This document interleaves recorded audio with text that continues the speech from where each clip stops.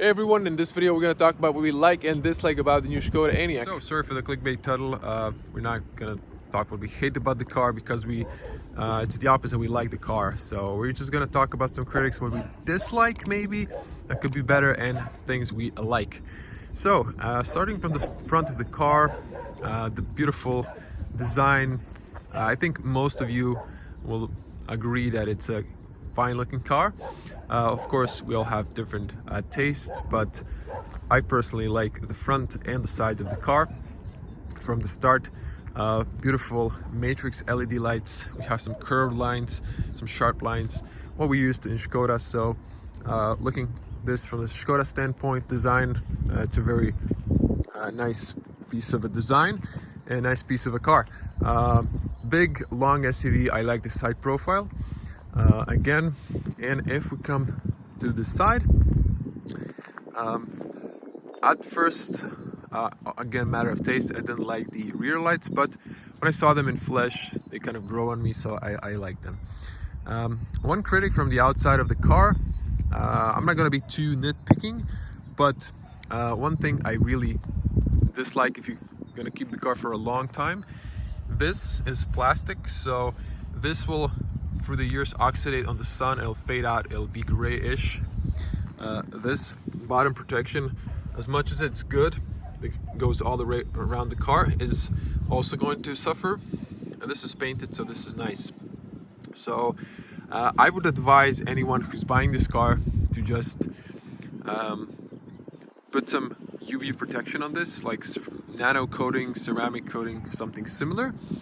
If you're already detailing the car, that's what I would do personally if I bought a new car. But that's for the most part the exterior thing that I could criticize. For the most part, I'm not going to go into design details. Again, we all have different tastes. If we open the cargo space, well, I have to say this is very good. I like the fact you have flat bottom, you have this nice Simply Clever features. You don't have an Audi for some reason, but you do get in Volkswagen as well. So two lights on the top, a very nicely illuminated area. There's a one light on the left, but still it's good enough. Personally, I like another one on the right, but you know, that's just a nitpicking.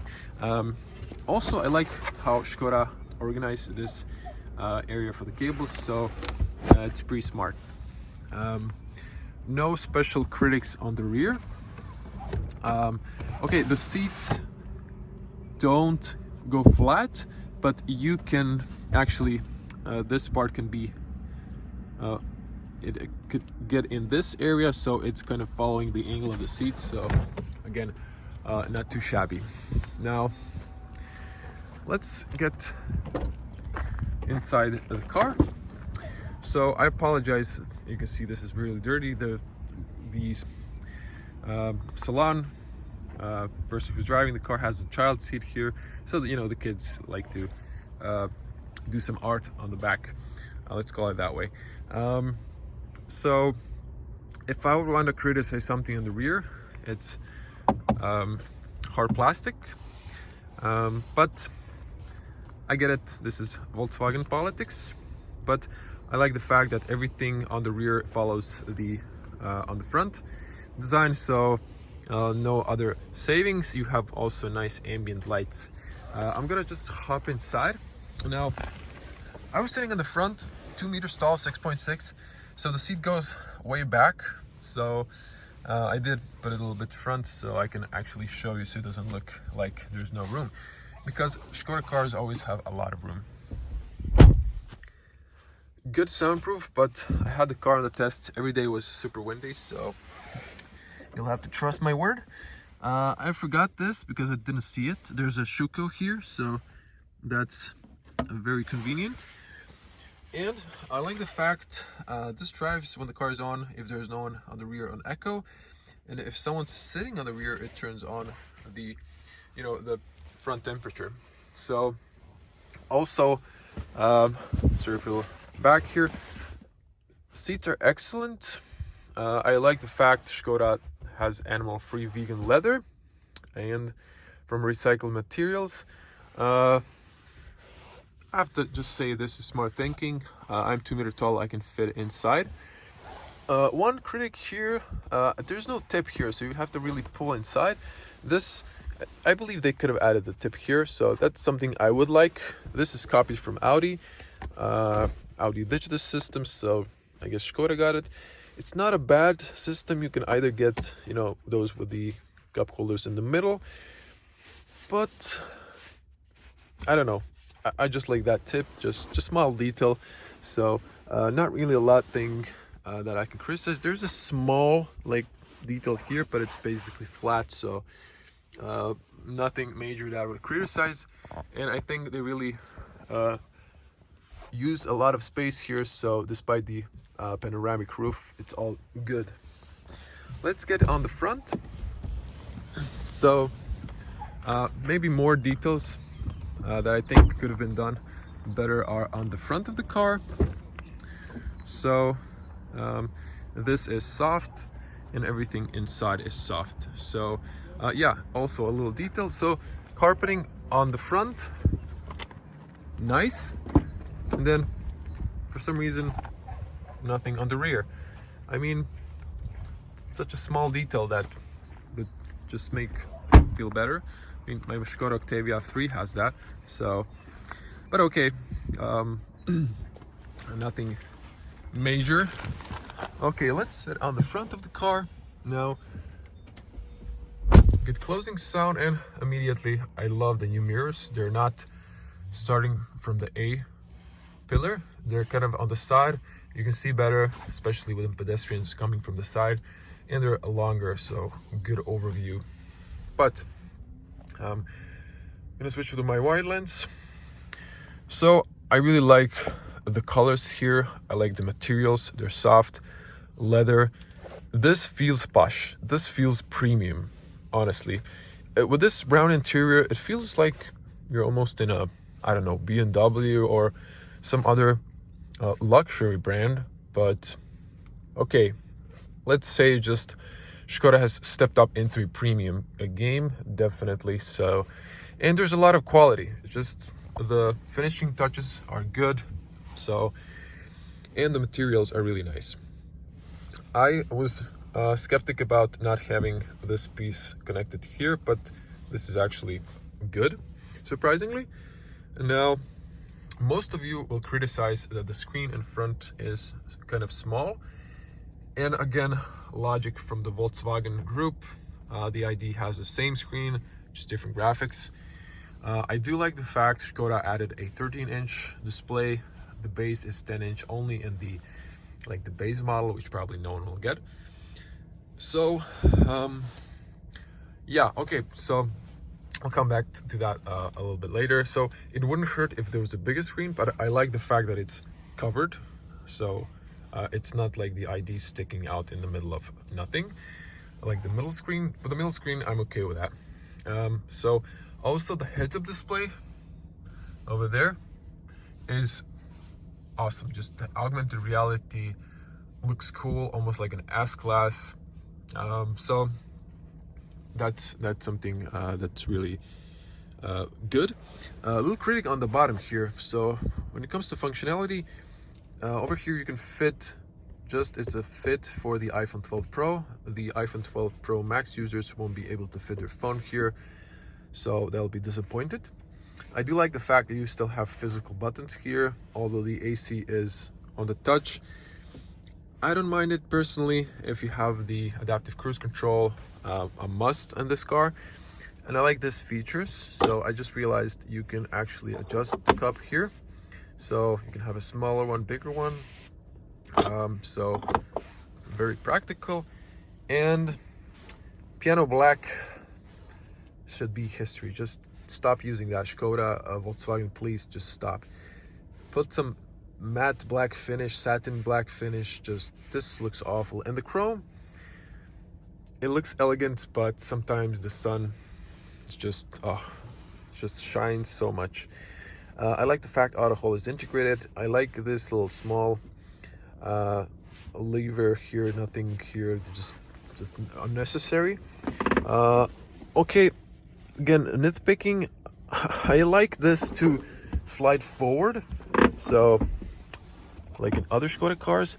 And over here I like cooling. I like to put a bottle either in the middle armrest or in the glove compartment, which is nice and spacious, by the way. But I'd like to have a cooled, storage if I want to cool some drinks. So now the real stuff, the real critic. It's a software thing. It could be changed in the future, but Volkswagen they didn't show that they're really working on that as much as they should be. So this screen, you can see the odometer and you can see battery range over there, but you can't see the percentage. You can't see this battery, so I guess like on Apple they removed the percentage. You can see the battery, so it doesn't stress you out. And I really must say the range, it's realistically around 400 kilometers, but it definitely shows the range depending on your driving style as well. So but I believe the real range is around 400 kilometers, nothing like the VLTP that says plus 500. The screen here is good. Quality of the screen is nice. The screen froze at one point, so you just hold the power button until the screen goes off, hold it and just release it. The screen will boot and everything works again. But again, not a huge fan of AC on the touch screen, but I believe car industry will kind of revert back to it. So critic here, if we go to the vehicle information, now here you have driving data, and here you can see your current consumption. Here you can see your since start, a long term, and I was driving last night. It was about 1 Celsius degree or 0, so my consumption was around 19 when I was really gentle on cruise control. But I'd like to see also consumption in the middle and charging. Over here you can see percentage, you can set the charging. I like that, but I can't see the battery, like the range over here, and I can't see the percentage over there. So why do I have to go a few separate screens? Or why do I have to have charging on the one screen and then data of the consumption on the other screen? I mean, I'd like to have that all in one place. So yeah, but that's mostly stuff that can be updated via software update. Another thing is software updates. I know that Skoda will now have software updates via air, so like you don't have to go to the service for an upgrade. That's a plus. But I saw Bjorn reviewing. He's like probably the most famous person reviewing electric cars. The Volkswagen We Connect app is just not working. 90% of the app is not working, which is a shame. More than 6 months after the Volkswagen ID was launched, you change something like the car temperature on the app, nothing happens in the car. In the Tesla, you change the temperature, immediately changes in the car. So yeah, so you get my picture. I really hope Skoda will work on that.